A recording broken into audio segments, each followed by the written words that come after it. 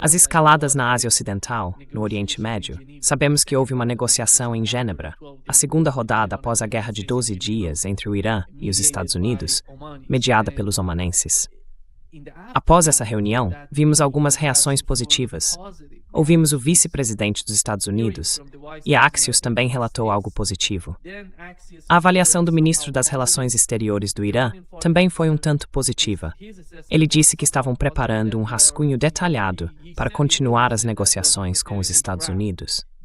Mas parece que a escalada está acontecendo neste exato momento.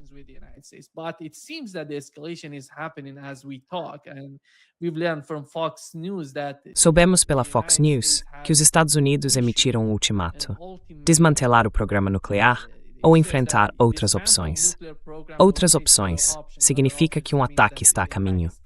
Do lado iraniano, segundo fontes dentro do Irã e na mídia em língua persa, o país está se preparando para uma guerra com os Estados Unidos e Israel. Após concluir que as diferenças fundamentais entre o Irã e os Estados Unidos nas negociações são grandes demais para que Washington consiga superá-las. Qual é a sua compreensão sobre isso? Você acha que a guerra está chegando? E quão devastadora ela poderia ser?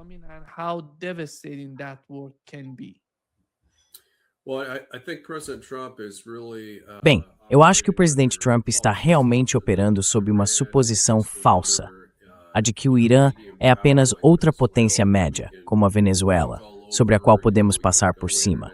Sabe, que podemos entrar e sair, bombardeá-los rapidamente, e então eles capitulariam ou seriam forçados a algum tipo de rendição nos termos dos Estados Unidos. Isso não aconteceu na primeira guerra entre os Estados Unidos e o Irã, em junho. Na verdade, nós é que capitulamos aos termos deles, essencialmente. Dissemos que queríamos uma mudança de regime, dissemos que queríamos o desmantelamento do programa nuclear deles. Eles disseram que só queriam encerrar os combates e manter o regime e o programa nuclear intactos.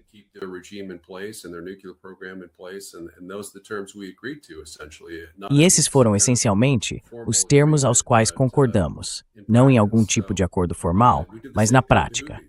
Fizemos a mesma coisa com os Houthis, sabe? Exigimos que os Houthis fossem derrubados. Queríamos que o Iêmen fosse libertado deles e que o país concordasse em parar de atacar não apenas embarcações dos Estados Unidos, mas também o transporte marítimo internacional. Eles fizeram uma contraproposta, dizendo que só concordariam em parar de atacar embarcações dos Estados Unidos. E esses foram os termos que aceitamos. Portanto, o histórico do governo Trump em relação a conflitos passados com o Irã e o Iêmen é bastante desanimador, já que ele tende a atacar esses países.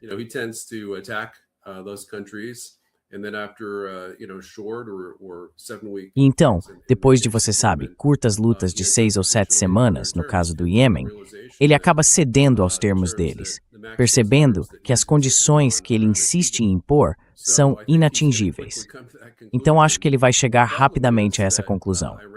O problema é que o Irã deixou claro, há relatos de que houve uma oferta de Trump para bombardear apenas 2 alvos iranianos, permitir que eles bombardeiem um dos nossos, e então consideraríamos tudo resolvido, com uma saída honrosa dessa guerra, o que é completamente desnecessário, é claro, porque o Irã não atacou os Estados Unidos, não atacou Israel. Não atacou Israel antes da Guerra de Junho, obviamente, a Guerra de 12 Dias.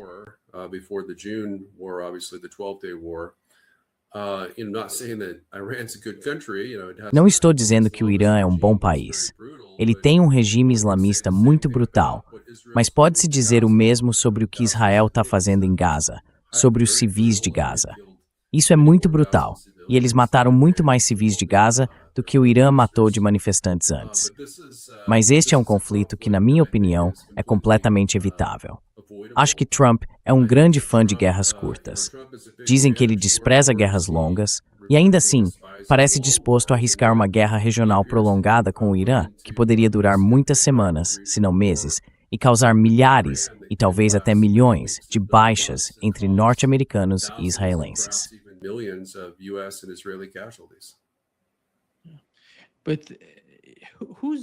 Mas quem está aconselhando Donald Trump e sua administração? Porque nós sabemos que o Pentágono... Bem, eu não sei como o Pentágono está envolvido nessa avaliação por parte do presidente, já que o presidente diz, Sou eu sozinho quem decide se vou atacar ou não.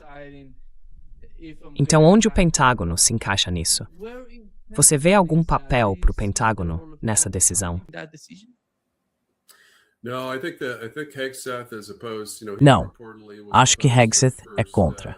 Segundo relatos, ele se opôs ao primeiro ataque de bombardeio ao Irã, junto com o vice-presidente Vance e Tulsi Gabbard, que atua como diretora de inteligência nacional.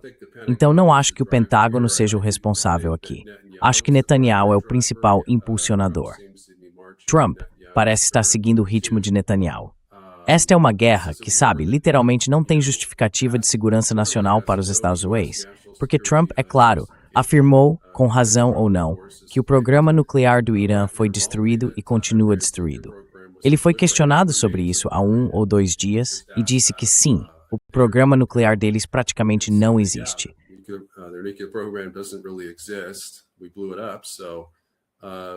Nós o destruímos. Então qual é o sentido de negociar? Dias depois daquele ataque a Fordow e aos outros 2 locais nucleares iranianos, no final de junho do ano passado, Trump foi questionado. Então, vamos retomar as negociações que foram abruptamente suspensas pela campanha de bombardeios dos Estados Unidos e de Israel. Ele respondeu, não há motivo, porque não há mais nada para negociar. O programa nuclear, sabe, não existe. Ou, segundo outras fontes da Casa Branca, ele foi adiado por 2 anos. Então, se temos uma janela de até 2 anos antes que o Irã tenha qualquer chance de desenvolver ou transformar armas nucleares, qual é a necessidade imediata de atacar o Irã?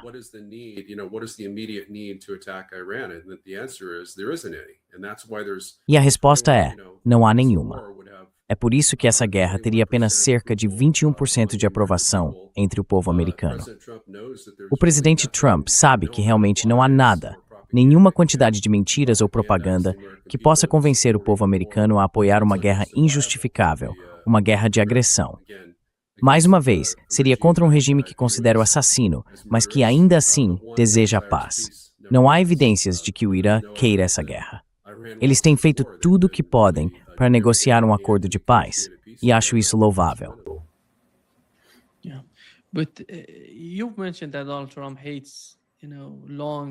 Você mencionou que Donald Trump odeia guerras longas, guerras de atrito, como o que vemos na Ucrânia, por exemplo.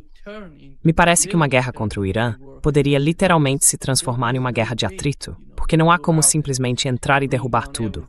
É um país, não é algo como você mencionou, a Venezuela. É diferente. E toda a região, olhando para toda a região, é tão importante para a economia mundial que eu não sei. Não vejo isso no cálculo.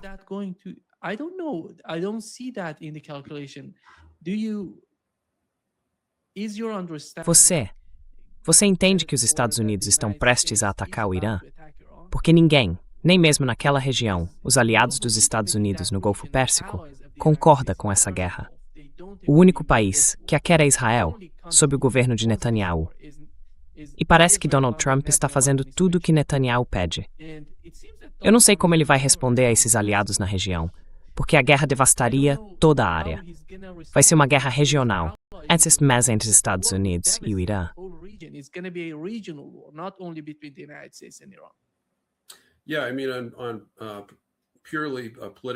Sim, quero dizer, em uma base puramente política e racional, não há como um presidente dos Estados Unidos racional atacar o Irã, porque eles fechariam o Estreito de Hormuz.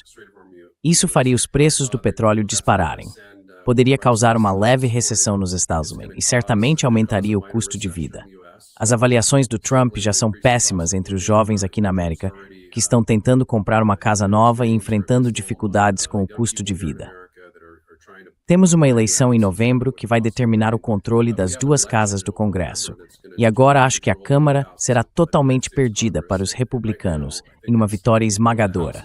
Uma onda azul para os democratas.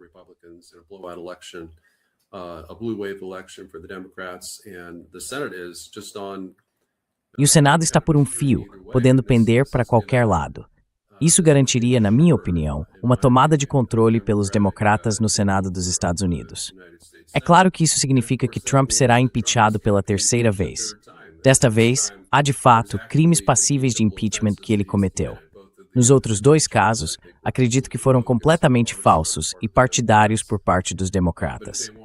Mas, se quiserem empichá-lo por bombardear o Irã e iniciar uma guerra regional que custe a vida de milhares de americanos, acho que isso é totalmente justificável pela nossa Constituição como base para impeachment e remoção. Portanto, essa é uma proposta muito perigosa.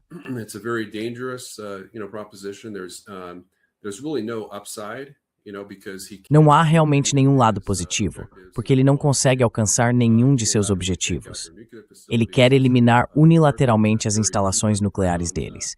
Essas instalações são reforçadas, enterradas profundamente no subsolo, não apenas ogivas nucleares em potencial, mas também locais de produção de urânio enriquecido e milhares de mísseis, incluindo IRBMs e MRBMs móveis, com capacidade nuclear enterrados sob portas de silos de concreto.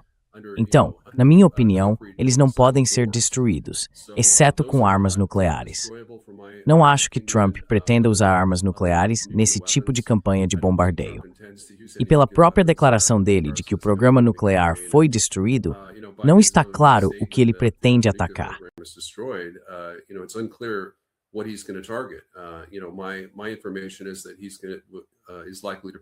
Minha informação é que ele provavelmente vai mirar principalmente na liderança política do Irã, talvez até tentar capturar o próprio líder supremo, Ayatollah Khamenei. E isso, é claro, poderia desencadear um grande ciberataque iraniano contra os Estados Unidos. No mínimo, isso sairia pela culatra em relação ao que Trump está tentando fazer, possivelmente permitindo que o IRGC assumisse o controle do governo iraniano. O IRGC, é claro, controla o programa de armas nucleares, os programas espaciais e de satélites, as capacidades de ciberataque e uma parte substancial das forças armadas iranianas. E eles provavelmente estão mais inclinados a usar essas armas para devastar o território dos Estados Unidos do que o próprio regime islamista.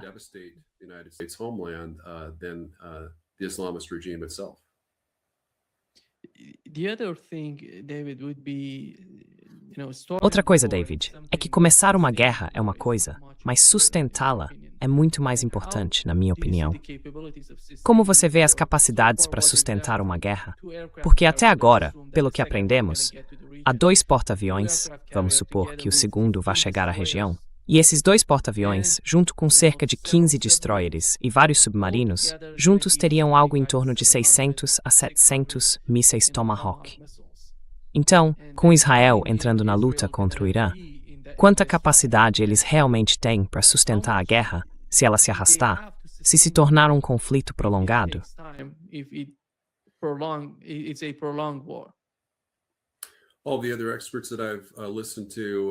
Todos os outros especialistas que ouvi disseram que os Estados Unidos têm, no máximo, 2 semanas de munições guiadas de precisão para um combate de alta intensidade contra a República Islâmica do Irã, em termos de bombardeios e ataques aéreos. Então, o que acontece quando ficarmos sem mísseis? É o mesmo problema com Taiwan. Se defendermos Taiwan contra a China, provavelmente ficaríamos sem mísseis em uma semana. Com relação ao Irã, o conjunto de alvos não é tão difícil, mas ainda assim é um país vasto, cerca de 3 vezes maior que o Iraque, acredito, e algo como 75 vezes maior que Israel. Também tem uma população de 3 a 4 vezes maior do que a do Iraque, quando o invadimos em 2003. Então, sabe, acho que nossa capacidade de sustentar essa luta seria muito, muito desafiadora, assim como foi para Israel.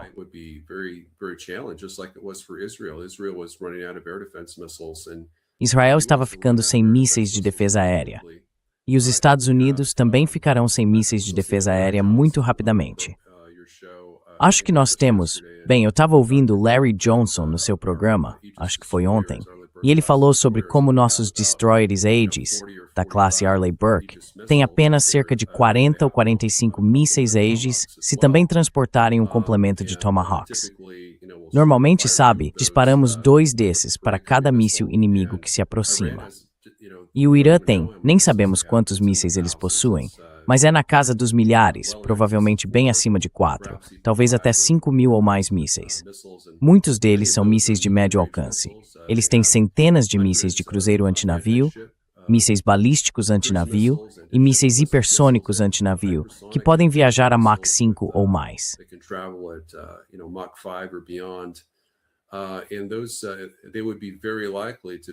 Eles provavelmente seriam capazes de atacar os porta-aviões norte-americanos, o USS Abraham Lincoln e o USS Gerald Ford, assim que se deslocassem para o Mar da Arábia ou para a região do Mar Vermelho até o fim do mês. E como os líderes iranianos têm ameaçado, eles alertaram sobre entre 3.000 e 4.000 baixas militares dos estadunidenses nas primeiras semanas de uma guerra. Agora, de 4.000 a 5.000 é aproximadamente o tamanho da tripulação de um porta-aviões americano, o que sugere que esses navios estariam entre seus principais alvos. E sabemos que a China comunista forneceu ao Irã dados de direcionamento por satélite de precisão, da mesma forma que fizemos para a Ucrânia.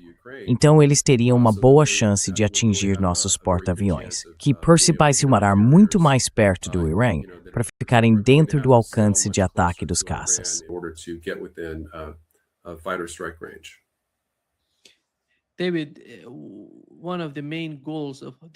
David, um dos principais objetivos de toda essa estratégia, conforme Donald Trump tenta nos apresentar, na minha visão, não tem tanto a ver com o programa nuclear do Irã. O problema está mais relacionado a Israel. Mas vamos supor que seja realmente sobre a questão nuclear. Como uma guerra com o Irã mudaria a mentalidade dos países que nunca buscaram armas nucleares antes? Você acha que isso criaria algum tipo de novo problema? Porque veja, Donald Trump decidiu não estender o tratado New START, digamos assim. E não é só o Irã. Rússia, China, todos estão observando o que está acontecendo com a situação nuclear. Os Estados Unidos parecem se sentir livres para atacar o Irã. Então, o que outros países têm para dissuadir os Estados Unidos, ou qualquer outra superpotência de atacá-los? Eles não começariam também a buscar armas nucleares, na sua opinião?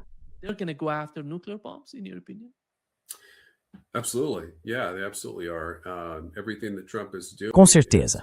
Sim, absolutamente. Tudo o que Trump está fazendo está incentivando o Irã a implantar armas nucleares. Se eles ainda não o tinham feito antes dos ataques de junho, minha avaliação é que provavelmente já o fizeram agora. Porque, sabe, na época dos ataques em junho, recebemos relatórios de Israel dizendo que eles estavam a apenas 15 dias de implantar ogivas nucleares, bombas atômicas. Então, se for esse o caso, quero dizer, eles certamente tinham cerca de 450 quilos de urânio altamente enriquecido, que poderiam usar para construir até 15 bombas atômicas. Portanto, eles têm todos os motivos, Trump está dando a eles todos os motivos, para transformar essas armas nucleares em armamento. Se ele estivesse lidando com eles por meio de negociações honrosas e pacíficas, abstendo-se de ameaças de ataque militar, isso incentivaria o Irã a suspender seu programa de armas nucleares, talvez indefinidamente.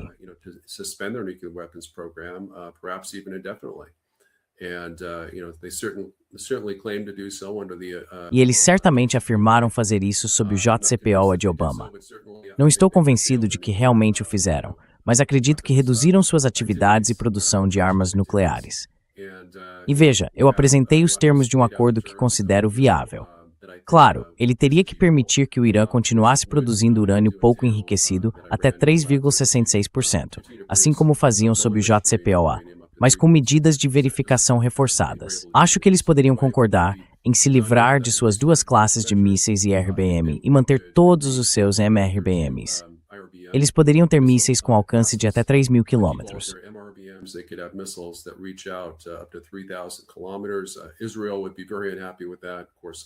Israel ficaria muito insatisfeita com isso, é claro, porque está bem dentro desse alcance.